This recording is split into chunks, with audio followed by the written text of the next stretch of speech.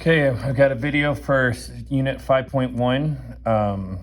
This is simulations. This is going to be a great video because most of the simulations we do in class, but we'll still go through it the best I can. So the first thing is the law of large numbers. And right here, it says the more trials that are done, the sampling probability gets closer to the true probability. So when we do a small amount of trials, you can get pretty crazy results. Like I could flip a coin 4 times and get 4 heads, but it is not a 100% probability that I will get heads when I flip a coin, even if it is 4 times in a row. However, if I flip a coin 1,000 times, it's going to be really, really close to 50-50. And then we have to interpret the probability.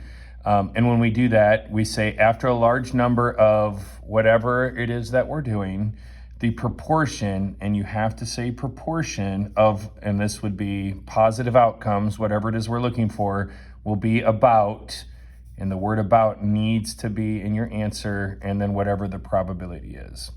All right, so we got one right here. So the probability of getting the sum of a 7 when rolling 2 dice is 1/6. So after a large number of rolls of 2 dice, the proportion of 7s, not the probability, but the proportion of 7s will be about 1/6. And that will be on the test. That'll be question 1 on the test, and it's going to be graded very picky. So please make sure that you get that done and practice and get the full credit for that answer. All right, the next one, this is the results. This one I can't really talk about. It really doesn't make any sense unless you're there, but this one we can talk about a little bit. So this one says, imagine that you flip a fair coin 20 times. And in class, each student pretended that they flipped a coin and wrote down heads or tails. Then they did it again and again and again 20 times. And then we asked them for their largest streak of heads or tails in a row. And this was the results that we got when the students did their own coin flips. We had one student that had 10 with this one. Probably they knew what we were getting at and they were trying to be cute, but that's fine. Typically the human brain is not going to put down 10 heads in a row or 10 tails in a row if they're truly trying to make it random. But that's fine. So everything is mostly contained between 2 and 5.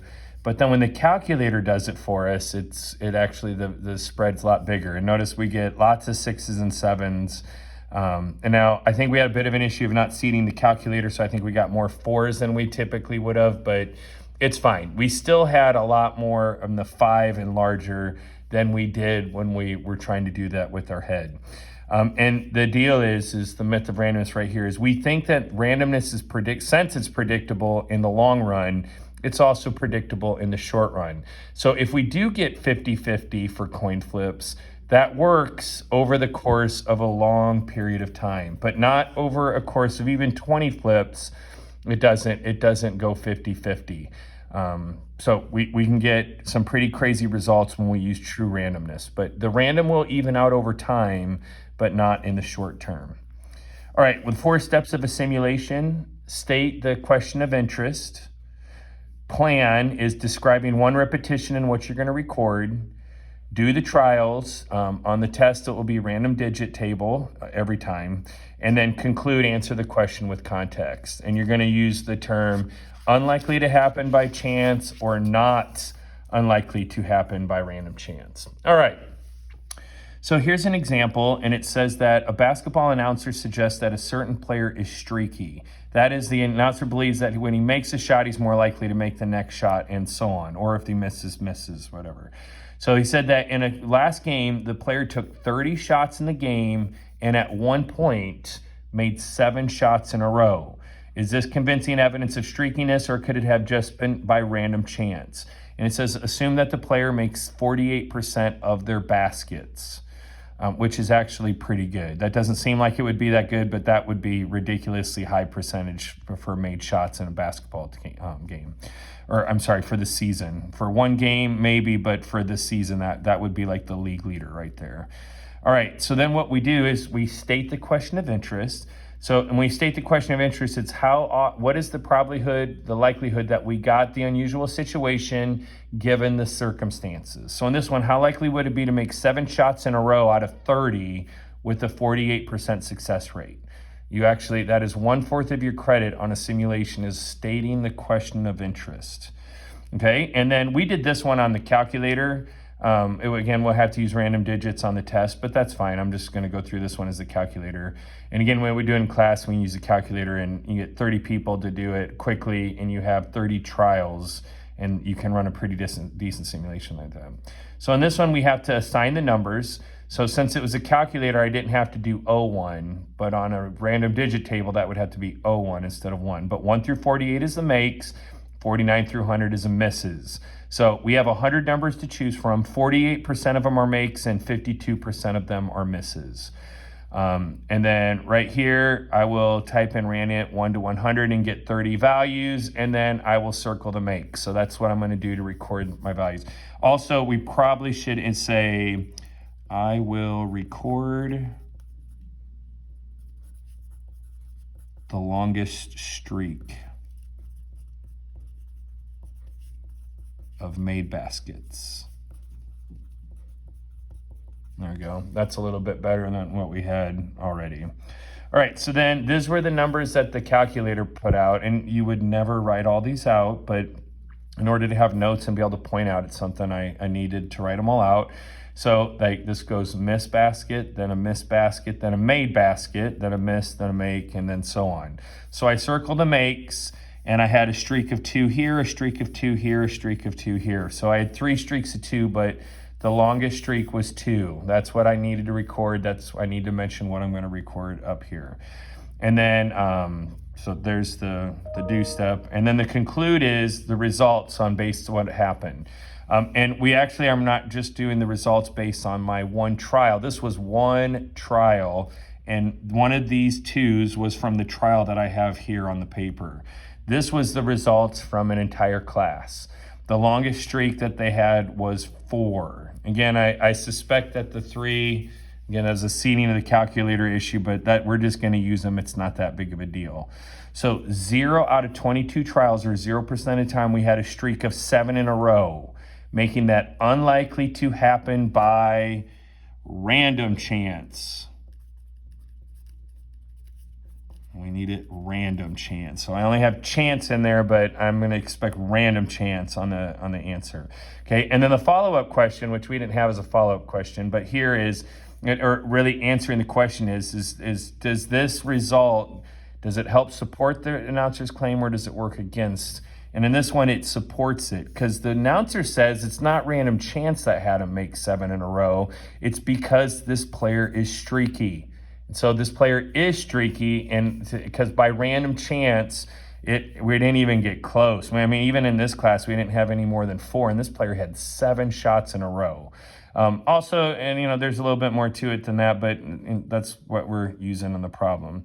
It depends on what shots they're taking, of course, as well. But like I said, we're not going to use that within the problem. All right, so this supports his claim because it's not random chance that happened to get 7 in a row. Something else is going on. All right, when you use a random digit table, we need to use O1 instead of 1 if it's 2 digits. If you're doing 3 digits at a time, it would have to be O01, but most of the time we just do 2 digits. All right, and then also don't forget you must acknowledge unassigned numbers and repeated numbers. No, sorry, not repeated decimals. Unassigned numbers, don't forget to state it if you should, and don't put it if you shouldn't. So if there are no unassigned numbers, you don't talk about unassigned numbers. If you have unassigned numbers, you need to acknowledge them. All right, and then same thing with repeated values. If it's a random chance process by percentages, then you're not going to ignore the repeats. If each one of the numbers represents an individual, you will ignore repeats. And you will definitely need to practice that and pay attention. All right, the next problem.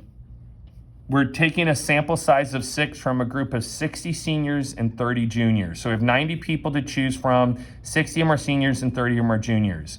And so we write everybody's name on a piece of paper. We're gonna do the names in the hat with the SRS.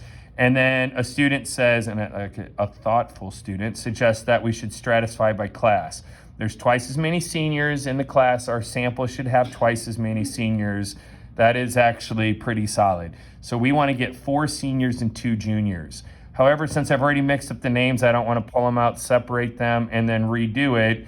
So I'm just going to draw out names. And if I get 3 juniors before 4 seniors, then I will ignore the juniors after the first 2. Okay, if I get 5 or 6 or 7 seniors before I get 2 juniors, I will ignore the seniors after 4. And then I stop once I get 4 and 2, and then I look to see how many draws it took to get 4 seniors and juniors, and I got that right here. So 01 through 60 is seniors, 61 through 90 is juniors, and then 91 to 99 and 00 is unassigned.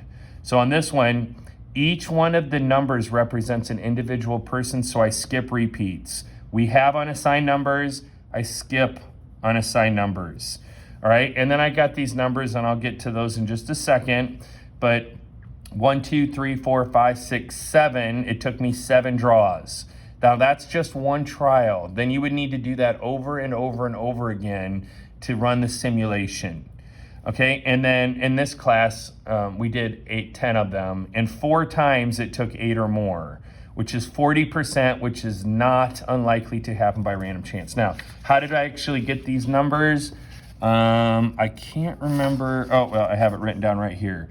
I started on line, and you have this random digit table in your packet, but line 132, and why we picked 132, I don't remember, but we picked 132, actually, it's also right there.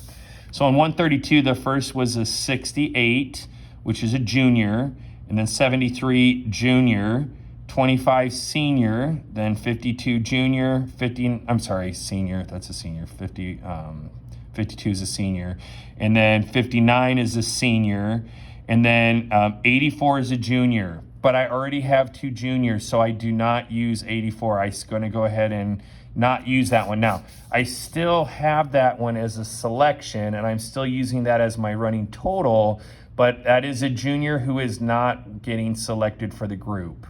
So I just put an X by that one. And then the last number is 29, which is a senior. I have now 4 seniors and 2 juniors.